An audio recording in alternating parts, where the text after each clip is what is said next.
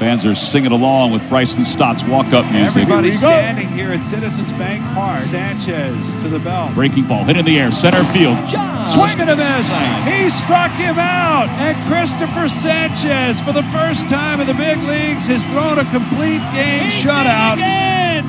Harper looks at Arcia again as he goes around the second base. And it's turned into the Bryce Harper game. The game's tied. Castellanos in at third. Dusty is waving him home. Here's the relay to the plate. There'll be no throw. Phillies lead. Breaking ball blasted. Game is tied. Castellanos for the Phillies. And it's a brand new game. And the Phillies close out the National League East. They are the champions of 2024.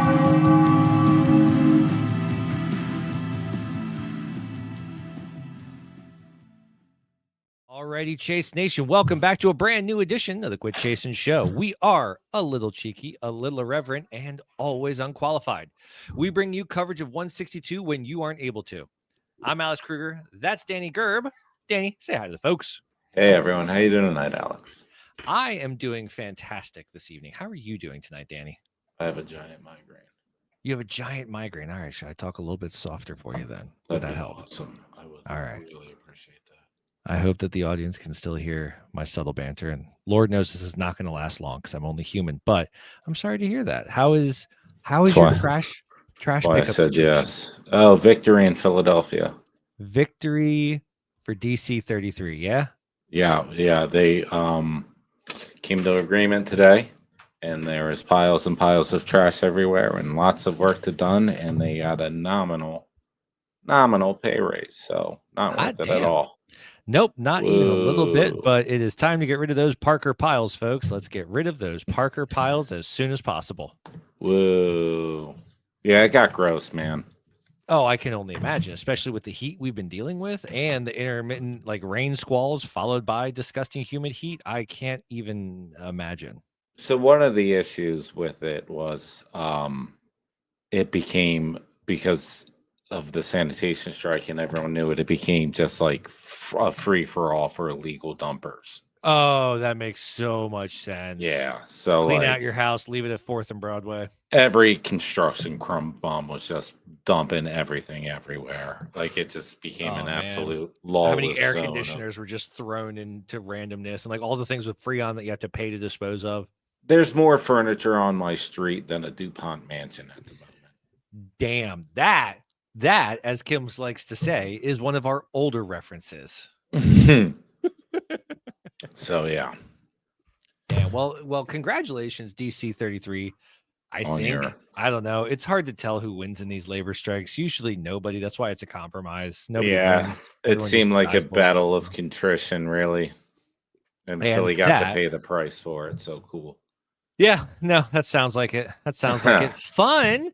I have a question for you, Danny. I don't know if this is I need a ruling worthy or not, but okay. Much like I'm trying to come back for life for you, man. I'm trying. I know you can. You're a red light guy. You got this. So this past fall, Audrey had one of her school somethings at Cedar Cliff High School. Oh yes, the great school something.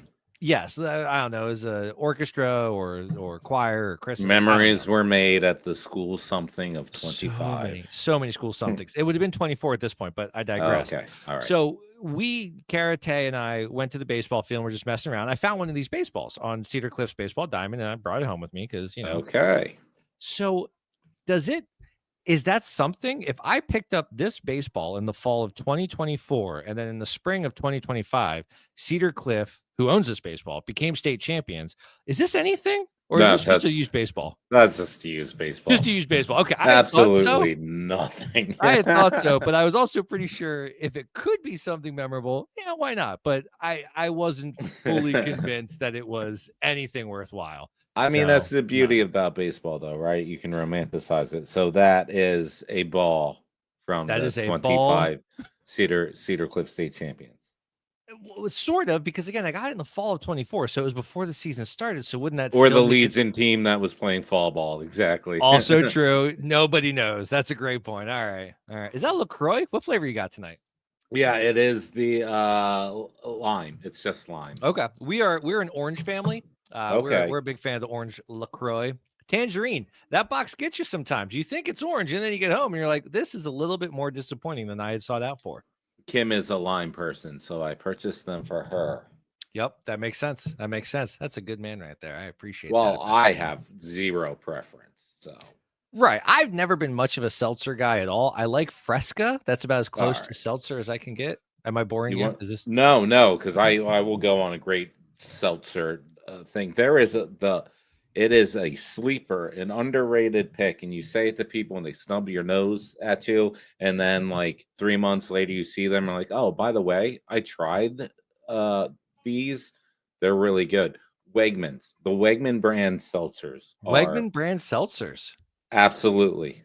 Ooh, and we are a Wegman loving family in this household. Any chance we get for posh shopping, we're gonna do it. Damn it! They often do the 3 for whatever deals. I say this to people: "This is the best seltzer on the market," and I get like, "Okay, buddy."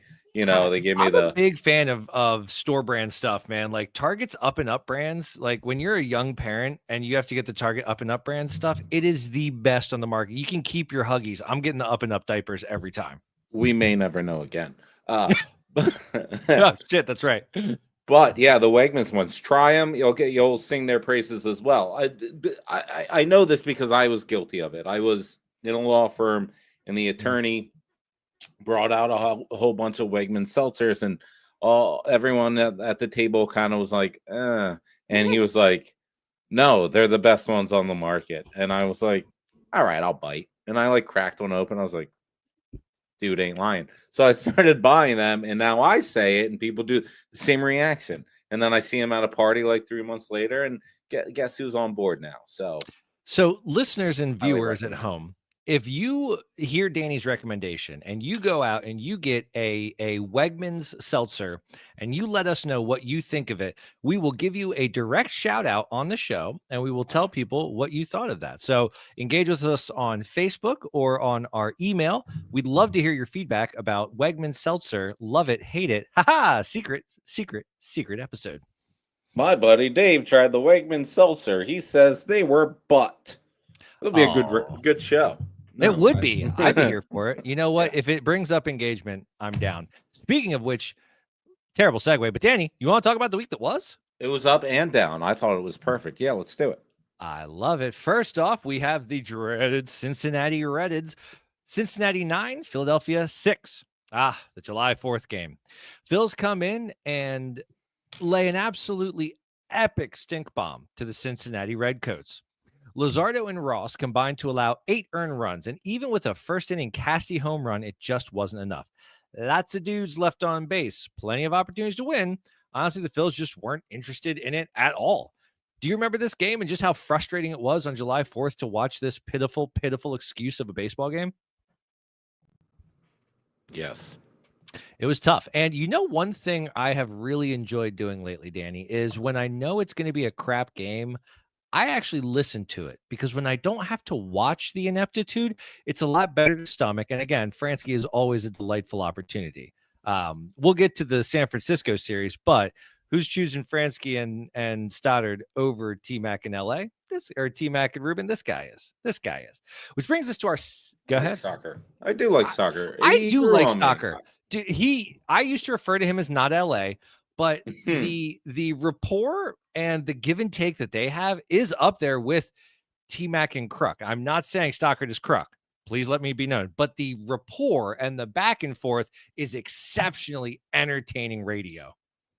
I love when Scott just shoots them down. Like, you get this big-winded soccer thing, and Francie's just like, yeah, Stock to the plate. I love when Fransky does make Stockard look like a little bit of an idiot. Yeah. It was great. During today's game, I think like 7th inning, they were talking, and like Stockard's just grilling Fransky about growing up in Texas and like do you own cowboy boots? Like, of course I own cowboy boots, but like they're not cowboy boots, they're just boots because I'm not a cowboy. It was the most delightful conversation. I didn't know Fransky was from Texas. I never would have guessed that with his Blues Clues face, but I thoroughly enjoyed it. Yeah. Good call. He does have a blue. He does have a bit of a Steve face, doesn't he? Yeah, he absolutely does. That brings us to our second game. Cincinnati 1, Philadelphia 5. Ranger Danger had yet another quality start. And we got 3 homers totaling 5 runs to get the win. Dude, Sosa's on a scorcher again right now, and it's always so weird when Bohm hits a home run. But to me, the interesting storyline was pulling Ranger in the 5th inning at 80 pitches. He was laboring through these innings, and he has injury history. And honestly, I crucify the man enough, so I'll give him his flowers when he deserves it. But I like this move by Rob to have a premeditated pitch count and to stick to it. What did you think of that, Dan? We're starting to get to the time of year. It worked out for him. I thought it was interesting. I didn't listen to see what the explanation was. It was he's been putting in a lot of work and a lot of hours and a lot of pitches, and just it was one of those games they decided, nope, we're capping him at 80. No matter what, once we get to 80, he's done. He's out, no matter what's happening. So I respected that, and I think with Rangers' durability issues and how much we need him either at the beginning or the end, who the hell knows when he's going to be. I mean, maybe he's our Madison Bumgarner, and he's kind of a little bit of both. But like, yeah, we got to keep him from getting hurt, and like we just got to get to the damned All-Star break without any additional injuries, and things will be good. Yeah, I was fine with it. This pitching staff, they do a great job of managing the staff. These coaches do a great job of managing the staff. Now, whatever you want to think about Topper's in-game bullpen management, that's completely different, but fair. Yeah. But aside from the annual Ranger back thing and what was it, 23, where Kimbrel hit a wall, they do a pretty good job of managing these guys. So I'm fine with it. I agree. Yeah. And that brings us to our finale of this series. Cincinnati 1, Philadelphia 3. Holy shit game from Zach Wheeler. The only ball hit into play was a fluke home run by a known homophobe, but Wheeler was electric. He got his first complete game since 2021 and walked no one. Sidebar, does the fact that he hasn't had a complete game since 2021 help explain his lack of moments as a legendary Phillies pitcher, or like the reason why he is so often kind of kept out of that conversation? Is it because he doesn't complete games? I thought that was a fascinating stat. What about you, Dan? Yeah, I always thought the Wheeler moment thing was a weird argument anyways. Like, what's he gonna do? If it's a long postseason run, it's multiple starts a series, at least 2 for the longer series. So like, what moments do you need other than he's been absolutely dominant? Like, that's the moment. I think the moment is just the pure dominance. I agree. Like, it's the people that say you need rings to get into the hall that need moments to solidify greatness in a career. And that's horseshit. I think consistency is the best version of greatness. Consistency and durability are the best, greatest moment you can have. Just even as the position itself, what moments do they lend to? Perfect games, no-nos, complete game shutouts. That's really about it. Multiple, like 18 strikeout games type things. 15 strikeout game, which I mean, he got 11. That's murdering a bird with a fastball. But other than that, like, he's never gonna, he's never gonna have the bottom of the 8th inning to, give you the 2-run shot to send them to the World Series. Like, the nature of the position, what are you looking for? And maybe that's also what I'm looking for. I think it's so. Well, right. One every 7 Wheeler starts that drive me up a wall. Like, all right, so knock on wood, and I can't believe I'm voicing this out loud-ish, but like, I don't remember when the last one of those was. Like, knock on wood, but I don't remember when the last Wheeler start was. Maybe it was cold weather, but no, it was in the sun. That doubleheader. What was 2 weeks ago? Was that only 2 weeks ago? A few weeks ago. That had to have been pre-June, man, because his June ERA was legendary. It was sub 1. So there's no way he got knocked around in June. It had to have been in May, and if that's the case, baseball's still just kind of warming up. It doesn't really count until Memorial Day. It was May. I'm gonna have to look it up. You are. I'm blanking on the series. I know, and that's okay. But I do find it interesting that Wheeler has always been someone that, from my recollection, tended to melt when it was a really hot day. And like, if it was 96 plus, he would really labor through that day. And that's usually when he was getting tattooed. And it's been a hot ass summer. We've played some really hot games, and he has still been dominant. the thing I love the most is this little 1-2 punch that he and Ranger have created with themselves of just chasing each other to be dominant. What you got, Danny? May 29th. It was May the Braves 29th. series. It was May 29th. That's right. Okay. Wow, man. June flew. Dude, you're telling me. Yes, June flew like a mother. It flew so much we missed an episode in there. So yeah, it's been some time. But yeah, that's how dominant Wheeler's been for a month and a half now, which again, tell me I'm wrong, but haven't we lamented in the past about hot day Wheeler? And like he just doesn't have it when it's too hot and too humid. If we have, I don't remember, but that sounds like us. So sure. All right, cool. So that gets us through the Cincinnati series, or as I like to call it, Cassie's Revenge. We get out of there 2-1 on the series. So thank you. Let's move out to the Bay Area. Danny, do we have to? We don't. How to speak San Franciscan vagina. Anyway, so the first game of the series, it was a beer joke. Philadelphia I know. Philadelphia 1, San Francisco 3. Oh, good. Oracle Park, a thing of brick, coke, and cove-fueled nightmares. I hate the San Francisco Giants. I hate the stadium when the Phillies play in it. I hate the memory of Hunter Pence. We say we follow 162, so you don't have to, and I firmly believe that. But I'm taking a pass on watching the 9:45 games this week. I don't need to stay up until 1 o'clock watching the Phils lose in ridiculous fashion, which, by the way, Phil Cuzzy is a dog shit ump who handed the game to the Giants. So yeah, our guys couldn't hit, but it's hard to approach an at bat with an improper strike zone. Bring on the ABS. It was 20 pitches in that game, both sides, but I don't care. If you don't know what kind of a strike zone you're walking up to, you can't pitch correctly. Honestly, you can't bat correctly either. Like I hate bad umpiring. I'm so over it. We have the technology. Bring up the ABS. Did you watch that whole game, Dan? How many times am I going to call you Dan instead of Danny tonight, by the way? That's like the third time I've done it. I didn't. It's one of those things. I think we talked about this last year that like you get to a certain point in the game and then you call them and then just check the highlights for the second half of the game. Yep. Like that's how I did it. And it works. It works. That's how I did last night, and I'm glad I did it that way last night. Let's get there. Last night, Philadelphia 3, San Francisco 4. If the night before pissed you off, this one left you numb. Schwarber one-handed a nuclear rocket into McCovey's Cove. Side note, McCovey's Cove is so much cooler than the Three Rivers. I said what I said. I hate San Fran, but their ballpark blows PNC Park out of the water, and anyone who disagrees is just lying to themselves. Anyways, Romano let 2 base runners on in the 9th, and then a non-playable character, or NPC, hit a walk-off inside the park home run. I've never been so happy to fall asleep at 10 p.m. in my entire life. One of the best parks I've ever been to. That thing, I don't care what you say about Three Rivers Stadium. If you can't hit a ball into the river while folks are paddling on it, like it is inferior. I hate admitting it, but they do have some river shots in PNC. They do, but like those are Bonds home runs, But like the McCovey Covers, those are special. Those are cool. And thanks to 2010 to 2014, we had tons of those postseason McCovey moments. So like, I don't know. I hate the Giants. I hate it when we're in that ballpark, but I don't hate watching games in that ballpark. If that makes sense. After today's win, 4-19 since 2019. That's insane.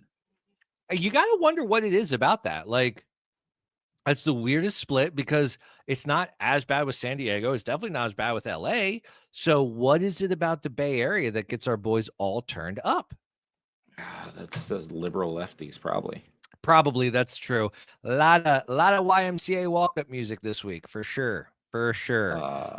You know what? I got to give some credit to John Foley. I know that you are not the biggest fan of him, but... Oh, I don't not like him. Okay. I just don't like him. That makes any sense. It does. Like, I don't have anything against him. I'm just also not a You're follower. Not pro, you're not negative. You're just right. You're just whatever. So he made the thing. point of pointing out YMCA. And he really didn't make it a thing until the replies and the mentions made it a thing. And like, he was awesome. He stood his ground. He defended his stance. Like, and you could tell that he's kind of an ally of the anti-MAGA movement, I believe. So I really appreciated it. What was he saying? What just was he like, saying?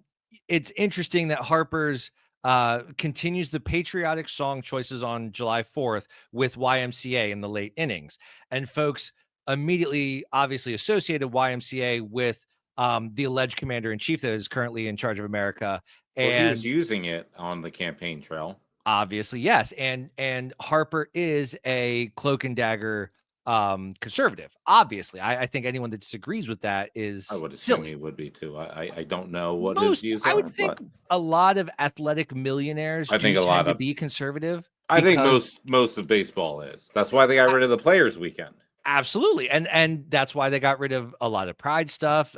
So John Foley kind of like stood his ground. I just got to give the dude flowers. Like, he had no reason to, but mad props.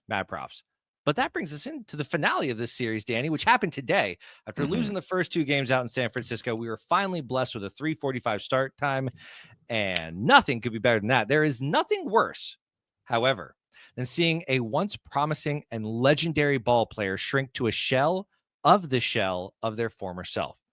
But honestly, that's Justin Verlander these days. Remember when Homer was working as a stand-in for Krusty the Clown? And as he beat the Krusty burglar, a kid weepingly said, "He's already dead." That's what it feels like watching Verlander come out every single time. On to the Phil side of things, Harper had 4 extra base hits in this one, including a solo shot. So, poll question I'll forget to put up later this week: is Harper now going to have a 180 batting average the rest of the month, or is it finally Harper time? What do you think? I think we should make it a poll because I don't know. I don't either. Friend of the show, Steve. He's getting a Picky Game Time shirt. Yeah. All right, Steve. Way to represent. Way to show. Love that. That's why I told him he could pick one out. That's the one he picked. That's perfect. I'm into it. But he was asking me, and my take was, I don't know, either like straighten up and fly right, or go on an IL until you straighten up and fly right, like one or the other. But he had that knock today. That's good to see. Just as long as he's the timing guy. We talk about it all the time. Yes. Yes. And that's, he giveth and he taketh away. He is, his ceiling is much higher than Casty's. His floor is much higher than Casty's, but they're kind of the same player in their timing and rhythm guys. Right. I don't think we are going to get those 30 home run seasons anymore from him, but he still could be that doubles machine that we know and love. So I'm fine. And like that catalyst, that if he's on the base paths, he's dangerous, and he's the guy that you always have to think about. I really liked what I saw from Harper today and his approaches at the plate. I thought this was the most comfortable he's looked at the plate since coming back from injury. And oh God, I really don't want to talk myself into this, but like, I do think maybe it is kind of Harper time for, 3 more games before the All-Star break. But that's the funny thing. He's going to get his timing back and then sit down for 7 days, and it's all going to go to hell again. Yeah. I love it. We'll see what they do in San Diego, where they don't play the Giants well. They typically play the Padres well. So they typically do, especially since that stupid song came out. And I always forget that song, but the cheesiest, corniest thing I've ever seen in my life. Love the San Diego guys for committing to the bit, even though they look absolutely ridiculous. What was it? That's what's up. That's what's in. What's in. Something stupid like that. Yeah. We should find that video and post it on our Facebook and see if that drives content. I'm sure it goes around. I'm sure it does. It's our turn to spread it then. But yeah, I'm excited. We got 3 games left. You will hear all about that next week. But Danny, that's what's in. No, I have a quick media stables. Thank God. Go on. Congratulations, Jack Fritz, on beating Joe today. Is that your media stables? He did 0 for 8, 5 Ks. Dude, all right. The last strikeout, he had Joe right. He was climbing the ladder to get that strike. It was a thing of beauty. It was. Jack's last pitch was phenomenal. Did you watch it or listen to it? Neither. I saw clips on Twitter, and that's when I found out he won, got the stat line, and saw the last pitch. That's all I got, because I was working today. I was doing grown up stuff. No, quick media stables, and again, it's going to tie into our love it and hate it. Actually, I have 2 things. This weekend is a big weekend for rock and roll. Oh, Hall of Fame. Friend of the show, Steve Blank Chrome and Dollar Eater are at the Century on Saturday night, and Saturn Rose will be in support of 40 Watts Sun at Johnny Brenda's on Sunday. Tickets are still available if you are in the city and want to see some, doom metal. I would recommend it. I understood and in that sentence. Yeah, well, if you know, you know. If you know, you know. I don't know. Last night on the Hall of Fame Club podcast, they had John DeRosso, I believe his name was, from Homers for Hope. Great charity. We have links on our page. Broken Bell has links on their page. Philly Podcast has links on their page. Help support families. That's why baseball is so romantic. Do that. I love it. That's all Danny, I got. That brings us, well, let's think about it, all right? That brings us one series away from the All-Star break. We're sitting at 17 days away from our 999 challenge. That's right. And I just got to know, Danny, love it or hate it, crossover episodes. Wow, they're just absolutely annoying, right? Like, oh, you hate crossover. You would hate crossover episodes. I freaking knew. I knew you would be anti-crossover episode. Make your case. They go against canon most of the time. It's out of the universe. Mostly the canon disruptions that I don't like. The Simpsons Family Guy one, like they were so out of character amongst each other. Just stuff like that. I don't like the continuity of them. Of course you don't. You old man yelling at clouds. That's right. So let me ask you this. Is it a Sure. crossover episode if only one entity crosses over with the other, or does there have to be a mutual cross back for it to count? I think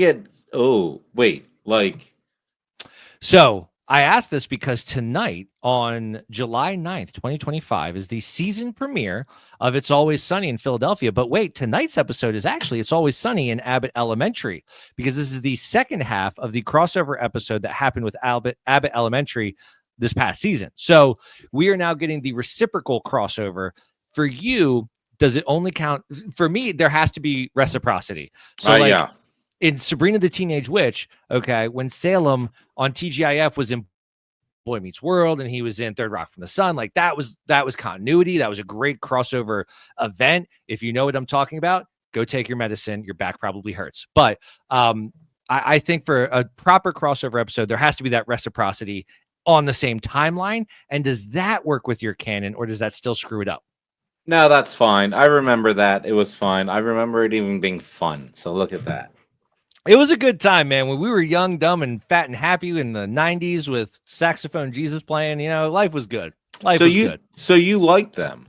Yeah. Oh, I love a good crossover, man. Okay. I love bringing worlds together, bringing characters together to see how they would mutually interact. So does Power Man 5000. So who's Power Man 5000? They collided worlds. Oh, okay. There you go. Okay.